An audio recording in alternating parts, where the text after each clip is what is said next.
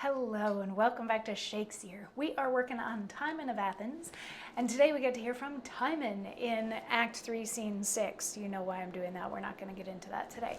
So Act 3, Scene 6, we are at Timon's house, and if you remember, Timon had sent 3 of his servants and actually Flavius as well, to the senators and to various of his friends to try to borrow money because all of his creditors came asking for their debts to be paid instantly and he didn't have the money to do it.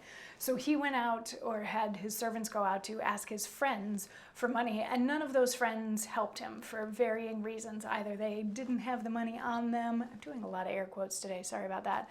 Either they didn't have the money on them, or they were upset that Timon hadn't asked them first, so they all refused to give him money. And when Timon learned this, he decided that he was going to throw one more dinner and invite everybody. So he told Flavius to go invite everybody to this dinner.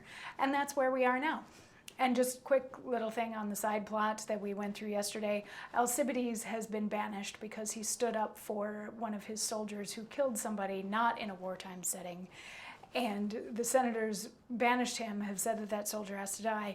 Alcibiades is so angry about it that he's going to raise his own army to come and destroy Athens.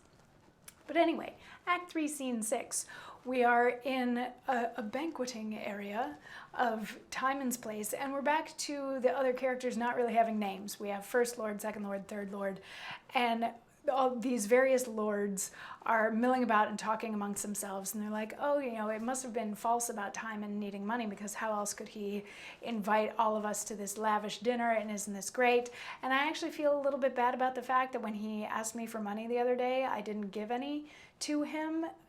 So yeah, and they're like, how much did he ask you for? How much did he ask you for? So they're doing that sort of like gossipy stuff, and in the gossipy stuff, they also are like, did you hear that Alcibiades was banished? What was he banished for? All this sort of thing. But then Timon comes in and he starts sort of schmoozing with all of them too, and they're like, well, you know, I'm sorry that we didn't give you money. Like, if you had sent to me like 2 hours earlier, I would have had some money to give you. And Timon's like, don't even worry about it. I'm glad that I can host all of my friends at this dinner. So, and then all of these covered dishes are brought out and set on the table.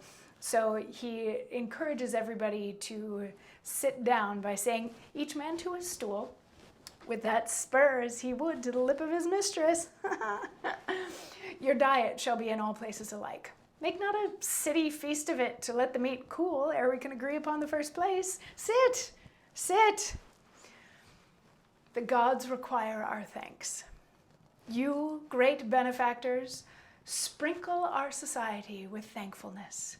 For your own gifts make yourselves praised, but reserve still to give, lest your deities be despised. Lend to each man enough that one need not lend to another. For were your godheads to borrow of men, men would forsake the gods. Make the meat be beloved more than the man that gives it. Let no assembly of 20 be without a score of villains. If there sit 12 women at a table, let a dozen of them be as they are. The rest of your fees, oh gods, the senators of Athens, together with the common leg of people, what is amiss in them, you gods? Make suitable for destruction. For these, my present friends, as they are to me, nothing. So in nothing bless them, and to nothing are they welcome. So, Timon is not taking this well.